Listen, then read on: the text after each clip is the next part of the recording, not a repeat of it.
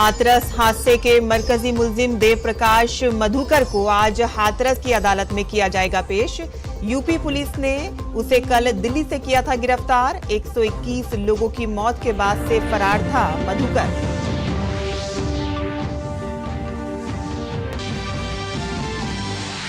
सदर जमहूरिया द्रौपदी मुर्मू आज उड़ीसा के 4 रोजा दौरे पर होंगी रवाना। सदर भुवनेश्वर में उत्कल मणि पंडित गोपा बंधुदास की 96वीं बरसी तकरीबात में करेंगी शिरकत।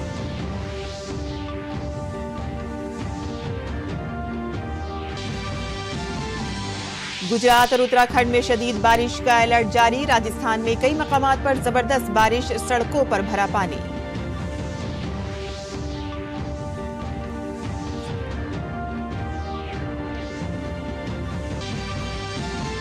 बर्तानिया में वजीर-ए-आजम कीर स्टारमर इक़्तिदार संभालने के बाद आज करेंगे अपनी पहली काबीना मीटिंग। स्टारमर ने मुल्क की तामीर नौ का किया अहद।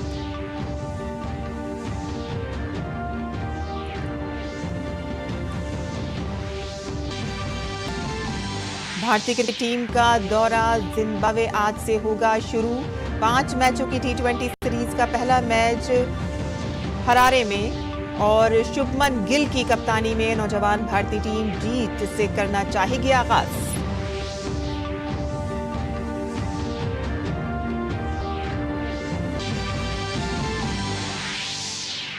यूरो कप के सनसनीखेज मुकाबले में फ्रांस ने पुर्तगाल को पेनल्टी शूट आउट में शिकस्त देकर सेमीफाइनल में बनाई जगह, जबकि स्पेन इजाफी वक्त में 1 गोल की मदद से जर्मनी को शिकस्त देकर पहुंचा आखिरी 4 में।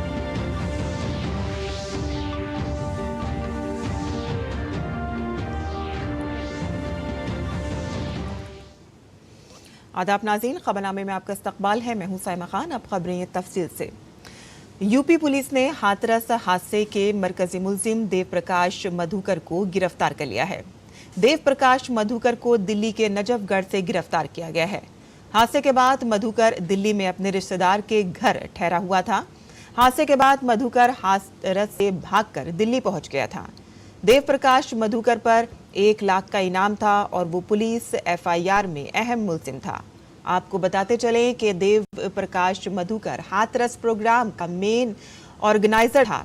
वो भोले बाबा का खास शख्स बताया जाता है। हादसे के बाद बाबा ने काफ़ी देर तक उससे फ़ोन पर बात की और मौसूला इत्तलात के मुताबिक भगदड़ के वाक़े के बाद देव प्रकाश मधुकर घर वापस नहीं आया था और उसके अहले खाना भी लापता हैं। मधुकर के बारे में कहा जाता है कि वो कभी जूनियर इंजीनियर था, लेकिन बाद में बाबा सूरजपाल का अकीदतमंद बन गया।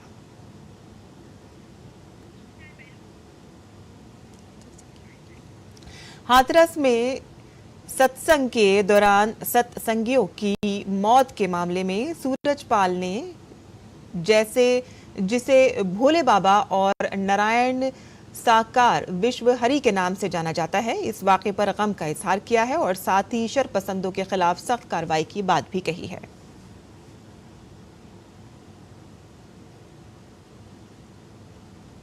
2 जुलाई की घटना के बाद बहुत ही व्यथित हैं। प्रभु हमें बस संगत को इस दुख की घड़ी से उबरने की शक्ति दें। सभी शासन एवं प्रशासन पर भरोसा बनाए रखें। हमें विश्वास है जो भी उपद्रवकारी हैं वो बख्शे नहीं जाएंगे। सदर द्रौपदी मुर्मू आज से उड़ीसा के 4 रोजा दौरे पर होंगी। सदर जमहूरिया भुवनेश्वर में उत्कल मणि पंडित गोप बंधुदास की 96वीं बरसी की तकरीबात में शिरकत करेंगी। सदर इतवार को पुरी में भगवान जगन्नाथ की गुडीचा यात्रा का मुशाहिदा करेंगी। दौरे के दौरान सदर जमहूरिया उदयगिरी गारों का दौरा करेंगी और Vibhuti Kanungo college of art and craft और उत्कल यूनिवर्सिटी ऑफ कल्चर के तलबा से भी बातचीत करेंगी। नायब सदर जमहूरिया जगदीप धनखड़ आज से केरला के 2 रोजा दौरे पर होंगे। अपने दौरे के पहले ही दिन नायब सदर जमहूरिया Indian Institute of Space Science and Technology के 12वें कॉन्वोकेशन में बतौर मेहमान खुसूसी शिरकत करेंगे। नायब सदर होनहार तलबा को इंस्टीट्यूट का एक्सलेंस मेडल पेश करेंगे। नायब सदर जमहूरिया 7 जुलाई को कोल्लम और अष्टमुडी बैक वाटर का भी दौरा करने वाले हैं।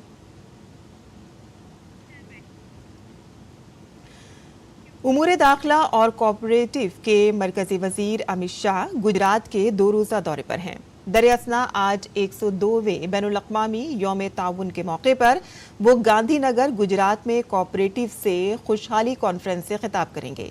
वज़ीर-ए-आज़म नरेंद्र मोदी की क़यादत और अमित शाह की रहनुमाई में कोऑपरेटिव की वजारत ने बहुत कम वक्त में इस सेक्टर में 54 से ज़्यादा इक़दाम किए हैं। आज अमित शाह नैनो की खरीदारी पर 50% इमदाद की स्कीम का आगाज करेंगे। अमित शाह NCOL के जरिए तैयार करदा भारत ऑर्गेनिक आटे का भी लॉन्च करेंगे। और आपको बता दें कि अमित शाह बनासकांठा में चानगुडा दूध प्रोड्यूसर्स कोऑपरेटिव सोसाइटी लिमिटेड का भी दौरा करेंगे। वो माइक्रो ATM पर रुपए KCC के जरिए दूध तैयार करने वालों की तरफ से किए गए लेन देन का भी जायजा लेंगे। वो बनासकांठा में खवातीन कोऑपरेटिव मेंबरान को 0 सूद पर रुपए KCC भी तकसीम करेंगे। मॉनसून की आमद के बाद मुल्क की कई रियासतों में मूसलाधार बारिश हो रही है और कुछ रियासतें ऐसी हैं कि जहां शदीद बारिश से सैलाब की सूरत हाल संगीन हो गई है। ताहम मॉनसून की ये बारिश कुछ रियासतों में कहर बरपा रही है, जिसमें खास तौर पर पहाड़ी इलाके शामिल हैं, जहां बारिश की वजह से कई मकामात पर मिट्टी के तोदे गिरने से मसाइल पैदा हो गए हैं। गुजरात की बात करें तो महकमा मौसमियात ने बारिश के हवाले से अलर्ट जारी कर दिया है। शुमाली और जनूबी गुजरात में बारिश का ऑरेंज अलर्ट जारी किया गया है। वहीं वस्ती गुजरात और सौराष्ट्र में बारिश के हवाले से येलो अलर्ट है। साइक्लोनिक सर्कुलेशन की वजह से जनूबी गुजरात में शदीद बारिश का इम्कान है और साथ ही माहीगीरों को समंदर से दूरी बनाए रखने की हिदायत दी गई है। उत्तराखंड की बात करें तो आज भी भारी से बहुत भारी बारिश का अलर्ट है। मौसमियाती मरकज ने चमोली, पौड़ी, पिथौरागढ़, चंपावत, नैनीताल समेत कुछ इलाकों में बहुत ज्यादा बारिश का अलर्ट जारी किया है। देहरादून, रुद्रप्रयाग, उत्तरकाशी, हरिद्वार और टिहरी में शदीद बारिश का ऑरेंज अलर्ट जारी है। महकमा मौसमियात ने अगले 2-3 दिनों तक यूपी के कुछ अजला में तेज बारिश, तूफान और गरज चमक के साथ अलर्ट जारी किया है। अगले 4-5 दिनों तक मगरबी और शुमाल मशरक़ी भारत में बहुत भारी बारिश का रेड अलर्ट है और इसके अलावा अरुणाचल प्रदेश, नागालैंड, मणिपुर समेत शुमाल मशरक़ी भारत की रियासतों, ज़ैली हिमालयाई इलाकों, मगरबी बंगाल और सिक्किम में भारी बारिश का इम्कान है। आसाम में सैलाब की सूरत हाल बदस्तूर संगीन है, क्योंकि 30 अजला में 24.2 लाख से ज्यादा लोग सैलाब से मुतासिर हैं। ब्रह्मपुत्र नदी, निमाटी घाट, तेजपुर, गुवाहाटी, डिब्रू और बूढ़ी गंडक और सोन बद्री, धांसेरी, धाऊ, जिया भराली, देसांग, कुशियारा, बराग और कटहल नदियां खतरे के निशान से ऊपर बह रही हैं और इस साल सैलाब से मरने वालों की तादाद 52 के करीब है। 612 रिलीफ कैंपों में 47,000 से ज़्यादा लोग पनाह लिए हुए हैं। दरअसल आसाम के वज़ीर आला हेमंत बिस्व शर्मा ने जुम्मे को डिब्रूगढ़ के सैलाब से मुतासरा इलाकों का दौरा किया और डिब्रूगढ़ ज़िले के खुवांग और तिंगा घाट इलाके के सैलाब से मुतासरा इलाकों में सूरत हाल का जायजा लिया। कौमी इंसानी हुकूक कमीशन ने मुआशरे के सबसे कमज़ोर तबके के तहफ़्फ़ुज़ और बहाली के लिए एक एडवाइजरी जारी की है। इसमें गरीब, अनपढ़ बच्चों, ख़वातीन और भीख मांगने में मसरूफ़ माजूर अफराद की हिफाजत और बहाली के लिए मशवरा दिया गया है। एडवाइजरी में बताया गया है कि 2011 की मरदमशुमारी के मुताबिक भारत में तकरीबन 413,000 भिखारी और बेघर अफराद हैं। इस एडवाइजरी में कहा गया है कि शेल्टर होम में रहने वाले हर फर्द को मुतालिका म्यूनिसिपैलिटी या पंचायत से रजिस्टर कराना चाहिए और शिनाख्ती कार्ड जैसे कि आधार कार्ड, राशन कार्ड या कोई और देना चाहिए। इस शिनाख्ती कार्ड में उनका नाम, पता उम्र वगैरह की तफसीलात लिखी जाएं।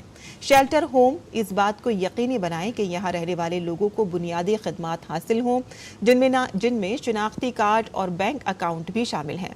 अगर ज़रूरी हो तो मुतल्लिका महकमों को Aadhaar card, ration card, Ayushman card और जनधन योजना समेत दीगर फलाही स्कीमों के बारे में मालूमात फराहम करने और जारी करने के लिए कैंप्स का भी एहतमाम करना चाहिए। ग़िज़ाई तहफ़्फ़ुज़, सेहत, रिहाइश, मालियाती तहफ़्फ़ुज़, पीने के पानी की फरहमी, खाना पकाने की गैस, बिजली वगैरह जैसी सहूलियात हासिल करने के लिए लोगों को तालीम याफ्ता और हसास बनाया जाए और उन्हें ज़रूरी मालूमात फराहम की जानी चाहिए। रियासती हुकूमत को इस बात को यकीनी बनाना चाहिए कि शेल्टर होम में लोगों को मुनासिब रिहाइश और सेहती खदमात मिलें। शेल्टर होम्स में जहनी सेहत और डी एडिक्शन के लिए मुशावरत और बहाली खदमात भी फराहम की जाएं। मरकजी हुकूमत ने टेलीकॉम एक्ट 2023 के सेक्शन 68, 48 और 59B को नाफिज करने के लिए एक गजट नोटिफिकेशन जारी किया है। टेलीकॉम एक्ट 2023 का मकसद टेलीकम्युनिकेशन सर्विसेज और टेलीकम्युनिकेशन नेटवर्क की तरक्की, तौसी और ऑपरेशन, स्पेक्ट्रम की तकसीम और इससे जुड़े मालूमात से मुतालिक कानून में तरमीम और इसे मजबूत करना है। मजीद 12 टेलीकम्युनिकेशन एक्ट 2023 का मकसद टेलीकम्युनिकेशन सेक्टर और टेक्नोलॉजीज में वसी तकनीकी तरक्की के सबब इंडियन टेलीग्राफ एक्ट 1885 और इंडियन वायरलेस टेलीग्राफी एक्ट 1933 जैसे मौजूदा कानून साज के फ्रेमवर्क को मंसूख करना है। शमूलियत, तहफ़्फ़ुज़, तरक्की और सरअत के उसूलों से रहनुमाई करते हुए एक्ट का मकसद एक तरक्की याफ्ता भारत के विजन को हासिल करना है। पार्लियामेंट ने दिसंबर 2023 में टेलीकम्युनिकेशन एक्ट 2023 मंजूर किया था और इसके बाद 24 दिसंबर 2023 को भारत की सदर ने इसको मंजूरी दी थी और उसी दिन इसे सरकारी गजट में शाया किया गया। नाफिज करदा दफात की अहम खुसूसियात में ये शामिल है कि ये act secondary assignment, sharing, trading, leasing और स्पेक्ट्रम की हवालगी जैसे अमल के जरिए नायाब स्पेक्ट्रम के मौसर इस्तेमाल के लिए एक कानूनी फ्रेमवर्क फराहम करता है। मजीद ये कि यह स्पेक्ट्रम के इस्तेमाल को गैर जानिबदाराना अंदाज में लचकदार और फराख दिलाना और तकनीकी तौर पर मुमकिन बनाता है और इसके अलावा यह कानून किसी भी ऐसे आले के इस्तेमाल पर पाबंदी लगाता है जो टेलीकम्युनिकेशन को फौरी तौर पर रोकता है जब तक कि मरकजी हुकूमत की तरफ से इजाजत ना दी जाए। और इस एक्ट का सेक्शन 59B ट्राई एक्ट 1997 के सेक्शन 4 में तरमीम करते हुए ट्राई के चेयरपर्सन और मेंबरान की तकर्री के लिए मेयार तय करेगा। और मुख्तलिफ शोबों में सरमायाकारी की रफ्तार बरकरार रखने की वजह से मुल्क में स्टील की कुल मांग अगली दहाई में 5 से 7.3% सालाना की शरह से बढ़ने की तवक्को है और इस साल माली साल 2033-34 तक स्टील की मांग 22 से बढ़कर 27.5 करोड़ टन हो जाएगी। कंसल्टेंसी कंपनी डेलॉयट ने ISA steel infra build summit में अपनी रिपोर्ट में कहा है कि महाराष्ट्र, उत्तर प्रदेश, गुजरात, कर्नाटक और तमिलनाडु ने खुद को स्टील की खपत में सरकर्दा रियासतों के तौर पर कायम किया है। माली साल 2022-23 में कुल खपत में इन रियासतों का हिस्सा 41% रहा है। रिपोर्ट के मुताबिक बुनियादी ढांचे के मंसूबों पर सरकारी अखराजात से अगली दहाई में इब्तदाई नमू को रफ्तार मिलेगी। PM गति शक्ति नेशनल मास्टर प्लान के तहत 4 मरहलों में तैयार किए जाने वाले 32 मंसूबों पर मुश्तमिल 11 सनती राहदारियों की तरक्की स्टील की खपत का एक अहम मुहर्रिक होगा और माली साल 2013-14 से माली साल 2023-24 तक भारत में तैयार स्टील की खपत ने 5.67% की सालाना शरह नमू दर्ज की। माली साल 2023-24 में मुल्की तैयार स्टील की खपत 13.6 करोड़ टन तक पहुंच गई। डॉक्टर श्यामा प्रसाद मुखर्जी एक अजीम, मुहिब्बे वतन, माहिर तालीम, हुनरमंद, मुनज़्ज़िम और कसीर जहती शख्सियत थे। वो न सिर्फ एक तजुर्बेकार सियासतदान थे बल्कि हकीकी मानों में कौम परस्त भी थे। डॉक्टर श्यामा प्रसाद मुखर्जी अपनी पूरी जिंदगी मुल्क के इत्तेहाद, सालमियत और अहले वतन की फलाह बहबूद के लिए वक्फ कर दी।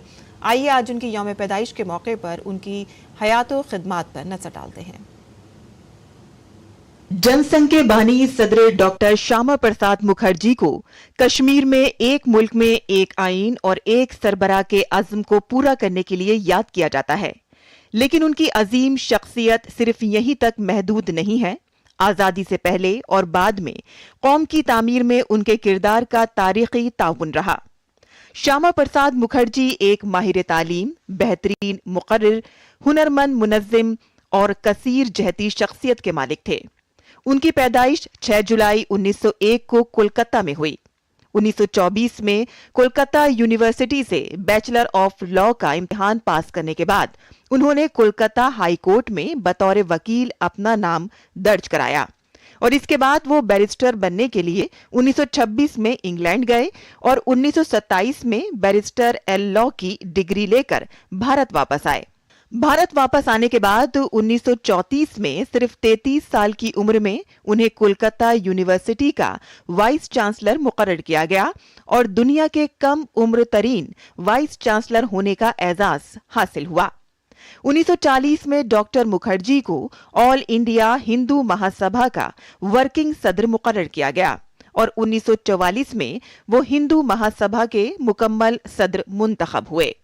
1947 में आजादी के बाद उस वक्त के वजीर आजम पंडित जवाहरलाल नेहरू ने उन्हें अपनी काउंसिल ऑफ मिनिस्टर्स में शामिल किया और डॉक्टर मुखर्जी मुल्क के पहले सनत और सप्लाई वजीर बने। भारत की सनती तामीर का जो विजन डॉक्टर मुखर्जी के पास था जब वो सनत और रसद के वजीर थे, उसके नतीजे में मुल्क ने सनती तरक्की के मैदान में कई मिसालें कायम की। डॉक्टर मुखर्जी के दौर में मुल्क का पहला खुद साख्ता लोकोमोटिव असेंबल्ड पार्ट बनाया गया और चितंजन लोकोमोटिव फैक्ट्री भी शुरू की गई। जवाहरलाल नेहरू की पॉलिसियों के खिलाफ एहतजाज करते हुए डॉक्टर मुखर्जी ने अप्रैल 1950 में काबीना से इस्तीफा दे दिया और 21 अक्टूबर 1951 को दिल्ली में भारतीय जनसंघ की बुनियाद रखी और उसके पहले सदर बने। डॉक्टर श्यामा प्रसाद मुखर्जी भारत की सालमियत और कश्मीर के इंजमाम के सख्त हामी थे।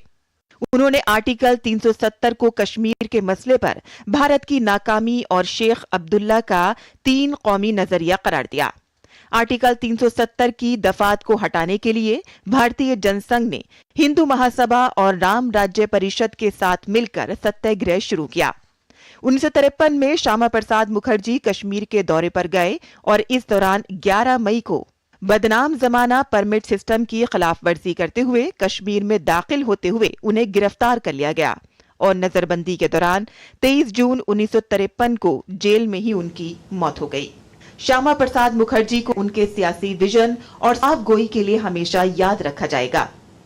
Bureau report, DD news Urdu खबरें। और गैर मुल्की खबरों की बात करें तो वजीर आजम कीर स्टारमर बरतानिया में क़दार संभालने के बाद आज अपनी पहली काबीना का इजलास मुनक़िद करेंगे। नए वजीर आजम कीर स्टारमर ने इंतखाब जीतने के बाद अपनी टीम का ऐलान किया और बरतानिया की दोबारा तामीर का अहद किया। स्टारमर ने रेहल रियूस को बरतानिया की पहली खातून वजीर ख़जाना और डेविड लैमी को सेक्रेटरी खारजा मुकर्रर किया। वो 2010 में गॉर्डन के बाद लेबर पार्टी के पहले वजीर आजम बने। काबिल जिक्र है कि आम इंतखाबात में बाएं बाजू की लेबर पार्टी की भारी अक्सरियत से कामयाबी के बाद कंजर्वेटिव की 14 साला हुक्मरानी का खात्मा हुआ है।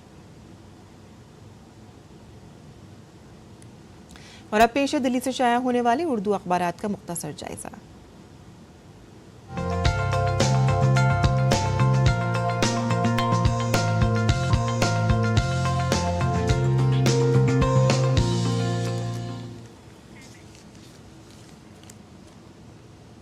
और दिल्ली से शाया होने वाले उर्दू के अखबारात पर अगर नज़र डालें तो कुछ सुर्खियां इस तरह से हैं। रोज़नामा इनकलाब की यहाँ से हमने बात की है, जहाँ हिंदुस्तान और पाकिस्तान एक बार फिर से जमा होंगे एक स्टेज पर। बता दें कि आपको पाकिस्तान जो है वो SCO की मेज़बानी करेगा और उसी हवाले से वो भारत को भी दावत देगा और इसी हवाले से कहा जा रहा है कि हिंदुस्तान और पाकिस्तान एक बार फिर से एक स्टेज पर जमा होंगे। आगे की खबर भी जान लेते हैं।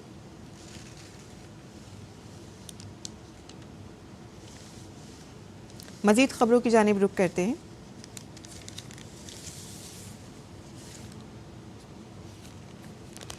और सदर ममलिकत ने 36 बहादुर जवानों को तमगों से नवाजा। राष्ट्रपति भवन में हुई एक पुरवकार तकरीब में सदर जमहूरिया ने 36 बहादुर जवानों को तमगों से नवाजा है। और आपको बता दें कि जंगबंदी की मुज़ाकरात में अहम पेशरफ्त हुई है। इजराइल ने भेजा है वफ्द और बाइडन ने इस बात का खैर मकदम किया है। मरहलेवार जंगबंदी के खाके पर बातचीत अब शुरू होने का इम्कान है और 3 हफ्तों में मुआहदे का इम्कान मुतवक्के है। और मज़ीद खबरों की जानिब बात करते हैं। बाइडन की सदारती मुहिम को नए ख़तरे का सामना है। दरअसल बड़े अतिया दहंदगान नाराज हैं और हिमायत रोकने पर बात कही जा रही है। खेल की खबरों की अगर बात करें तो ICC player of the month का ऐलान हुआ है। हिंदुस्तानी खिलाड़ी रोहित शर्मा, जसप्रीत बुमराह और मंधाना को नामजद किया गया है।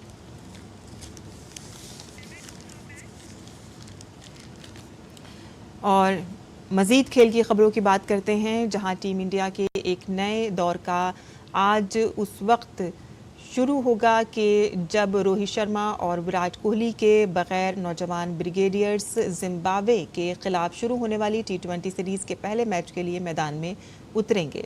T20 वर्ल्ड कप की जीत के जश्न के दरमियान शुभमन गिल की कप्तानी में नौजवान भारतीय टीम हरारे में फातिहाना आगाज़ करना चाहेगी और इस सीरीज़ में कई नौजवान खिलाड़ी अपने बैनुल-अक़वामी करियर का आगाज़ करेंगे। शुभमन गिल पहली बार टीम इंडिया की कमान करते नजर आएंगे और IPL के कई स्टार खिलाड़ियों को इस टीम में जगह दी गई है। पहली बार भारतीय टीम में मुंतखब होने वाले रियान पराग और अभिषेक शर्मा IPL में अपनी बेहतरीन कारकर्दगी को जारी रखना चाहेंगे, तो वहीं ऋतुराज गायकवाड़, वाशिंगटन सुंदर और ध्रुव जोरेल, ओवैस खान और रवि बिश्नोई जिम्बाब्वे टीम के लिए खतरनाक साबित हो सकते हैं।